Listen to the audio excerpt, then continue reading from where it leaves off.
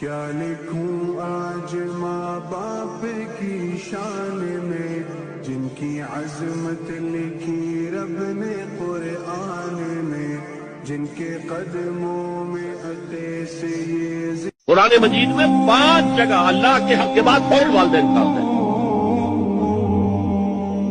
وَقَضَىٰ رَبُّكَ أَلَّا تَعْبُدُوا إِلَّا إِيَّاهُ وَبِالْوَالِدَيْنِ إِحْسَانًا،